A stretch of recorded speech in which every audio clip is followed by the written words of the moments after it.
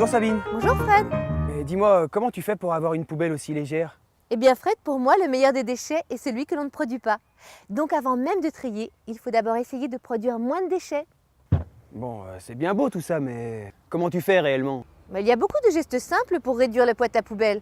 Par exemple, tu peux faire du compostage individuel, boire de l'eau du robinet, utiliser des sacs réutilisables, voire même, si tu le désires, mettre un autocollant Stop Pub sur ta boîte aux lettres. D'accord. C'est encore flou pour toi. Alors viens, je vais te faire voir.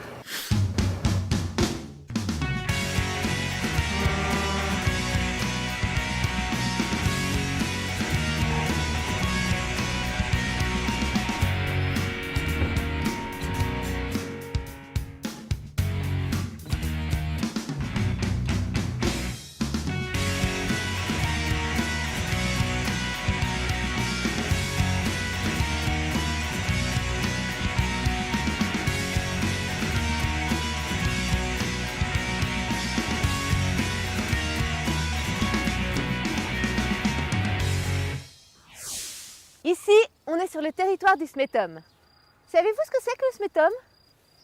En fait, vous ne connaissez pas son appellation, mais vous utilisez quotidiennement ses services, ou plutôt votre commune les utilise pour votre bien et celui de vos voisins. En effet, c'est un syndicat constitué de plusieurs communes qui se sont regroupées pour valoriser au mieux les déchets ménagers. Il est composé de 11 collectivités adhérentes, ce qui représente environ 200 communes pour 120 000 habitants. Le syndicat s'étend de Mèche jusqu'à Mout, ce qui représente plus de 2/3 de la surface du département du Doubs et 1/5 de sa population. Son territoire est donc rural, il comporte beaucoup de prairies, mais aussi des villes. Bon, vous suivez? Alors petite question, qui s'occupe selon vous de la collecte de vos déchets? Et là, vous allez me répondre, le SMETOM. Perdu, c'était un piège. En effet, la collecte est gérée par votre communauté de communes. Le SMETOM, quant à lui, s'occupe essentiellement de valoriser les déchets collectés à votre domicile ou en déchetterie. Voilà, c'est clair? Il a pour mission d'éduquer, de sensibiliser et de communiquer. Le SMETOM s'est fixé comme objectif de réduire de 10% la production de déchets entre 2010 et 2015. Et c'est là que vous et Fred intervenez. Vous devez nous aider à réduire vos déchets. Fred, est-ce que tu as trouvé comment on peut faire? Le chauffeur m'a déposé devant un supermarché. Alors là, vraiment, je ne vois pas pourquoi. Allons Fred, réfléchis un peu. Qu'est-ce que tu as sous les yeux? Des bouteilles d'eau? Et alors? Eh bien Fred, ce que tu as sous les yeux représente la quantité de déchets produits par une personne pendant un an. Imagine que toi comme moi, on boit 365 litres d'eau par an, ce qui représente environ 40 packs d'eau entiers. Alors pour une famille de 4 personnes, ça commence à peser lourd dans le caddie. Et je ne te parle que des bouteilles d'eau, je ne te parle pas des autres produits.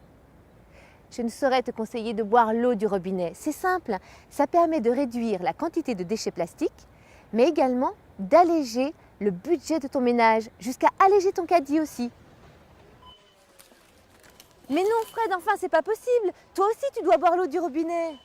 Désolé Sabine. Ça, c'est des mauvaises habitudes. Bon, dis-moi Fred, tu n'aurais pas d'autres idées pour réduire cette quantité de déchets? Parce que là, on est loin des 10% à diminuer. Hein.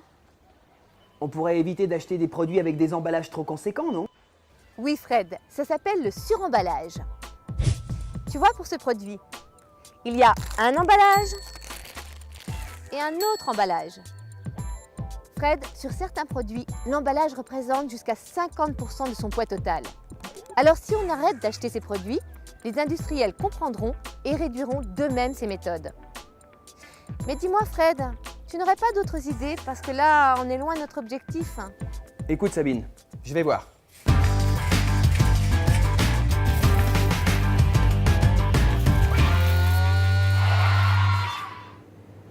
Les fruits et légumes? Non, ça ne produit pas de déchets conséquents.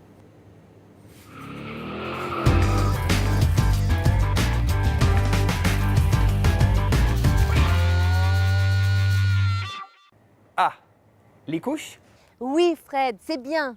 Sais-tu qu'avec les couches, un bébé produit jusqu'à 1,5 tonne de déchets sur ses 3 premières années? Mais il ne va pas rester sans couches. C'est un peu embarrassant, non? Je ne te dis pas cela. Il existe des couches lavables. et qui te coûteront bien moins cher. Tu rigoles? C'est ma grand-mère qui lavait les couches. Oui, et ben ta grand-mère avait raison. Et maintenant, les couches sont quand même différentes, hein, et elles sont de bien meilleure qualité. Mais dis-moi, Fred, tu n'oublies pas quelque chose? Tu te souviens de la taille de ta poubelle tout à l'heure? Oui. Mais je ne vois pas où tu veux en venir. Je n'ai pas encore d'enfant, moi. Non, mais je ne te dis pas cela. J'ai acheté un composteur individuel au Smetom pour réduire mes déchets. Et dans ce composteur, j'ajoute tout ce qui est déchets verts, épluchures, pommes. Et comme ça, je crée de l'engrais pour mon jardin. Oui, mais là, tu n'as rien inventé.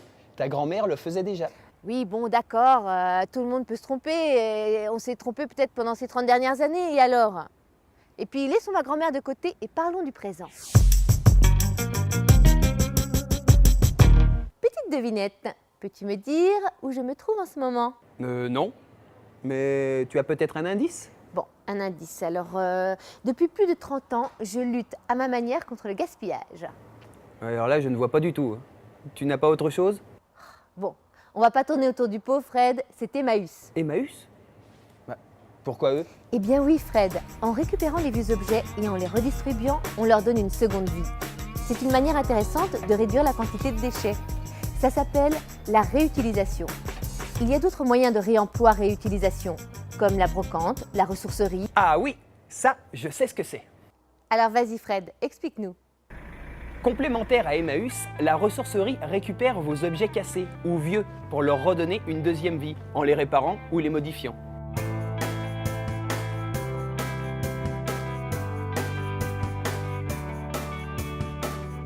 Pour le moment, différents projets sont à l'étude sur le territoire du Smetom pour mettre en place différentes ressourceries. Oui, mais réduction ne veut pas dire suppression. Le rêve serait trop beau. C'est pourquoi on essaie de valoriser au maximum les déchets restants.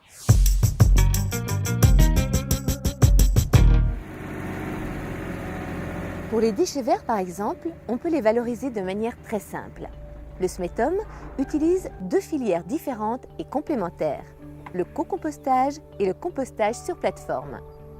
Le co-compostage consiste à mélanger déchets verts et fumier afin de produire un amendement organique pour nourrir le sol. Cette filière, créée en partenariat avec le monde agricole local, permet aux agriculteurs de diminuer la quantité d'engrais chimiques qu'ils utilisent. Ce qui est produit par la terre retourne à la terre et nos beaux paysages en bénéficient. Mais cela ne se fait pas si facilement. Après dépôt dans les déchetteries, les déchets verts sont broyés puis mis en andain dans les champs avec le fumier. On réalise ensuite 4 retournements afin que le mélange se décompose. Au bout de 6 mois, on obtient du co-compost que l'agriculteur peut alors répandre sur son terrain.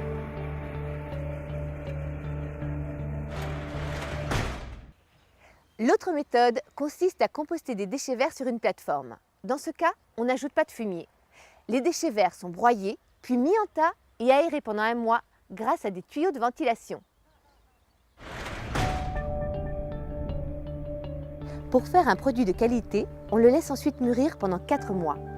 La dernière étape consiste à le tamiser pour le rendre facilement utilisable. Ce compost est mis à disposition gratuitement de la population du Smetom afin de l'utiliser comme engrais. C'est pas super, Fred? Comme ça, pour tes fleurs, tu n'auras pas besoin d'acheter de l'engrais, mais au contraire, on te le donne. C'est super ça, Sabine. Bouge pas, j'arrive. Attends, Sabine, ça c'est pour les déchets verts. Mais pour les déchets de la poubelle de tri, ça devient quoi après? Eh bien, Fred, pour ces déchets, le chemin est long. Regarde, je suis dans la chaîne de tri. Et sur ce tapis arrivent les déchets des différentes poubelles jaunes ou qui proviennent des points d'apport volontaires.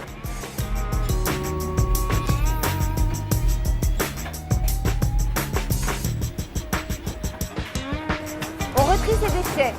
Ils sont séparés afin d'être recyclés dans les usines appropriées. Mais malheureusement, il y a des erreurs. Regarde, ce papier, c'est bien, on peut le recycler. Mais par exemple, ce jouet-là, il n'a rien à faire ici. Les techniques actuelles de recyclage ne permettent pas de trier ces déchets plastiques. Alors pour ta gouverne, Fred, les erreurs de tri coûtent très cher. Alors quand tu tries, essaie de le faire bien. Un carton de lessive? Oui, Un un sac d'ordures, Non. de la publicité, Oui. une bouteille de lait, Oui. un emballage carton, Oui. une boîte à œufs, Ah oui. une bouteille de vinaigrette, Oui. une bouteille d'huile, Oui. une couche, Oh non. une bouteille plastique, Oui. un tube de dentifrice, Non. de la vaisselle, Non. un mouchoir Non. et un pot en verre. Ah oui. Mais alors dis-moi Sabine, tous ces déchets, ça devient quoi après? Après traitement, ces déchets sont utilisés pour refaire de la matière première. Papier, bouteilles plastiques, vêtements polaires. Et pour les autres déchets, les déchets électriques ou encombrants, des déchetteries sont mis à votre service. Et ce ne sont que des exemples parmi d'autres. Mais alors, pour tous les autres types de déchets, ceux que l'on met dans la poubelle normale, ça devient quoi après? C'est là qu'intervient le centre de valorisation qui est derrière moi.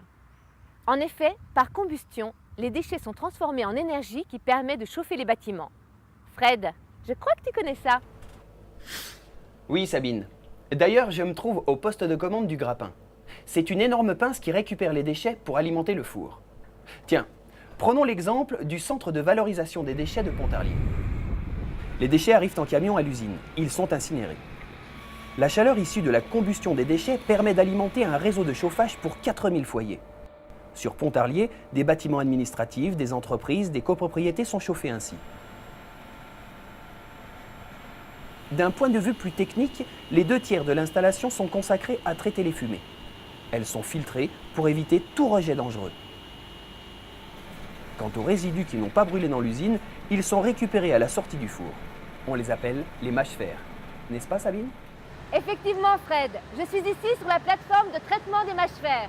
A priori, rien ne la distingue d'un stockage de ciment. Le centre est contrôlé, surveillé pour que ces déchets ne se retrouvent pas dans la nature.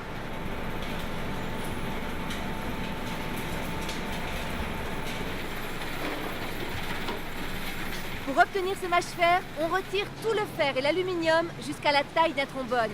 Et après analyse, les mâches-fer sont mélangés à du ciment, puis utilisés en technique routière, pour les accotements par exemple. Alors ça, je ne savais pas. Mais alors vraiment, tout est valorisé? Oui, tout est valorisé. 96% des déchets entrant dans l'usine d'incinération sont valorisés matière et énergétique. Les 4% restants sont des résidus d'épuration de fumée. Et même ces résidus d'épuration sont réutilisés en mine de sel pour renforcer les galeries souterraines.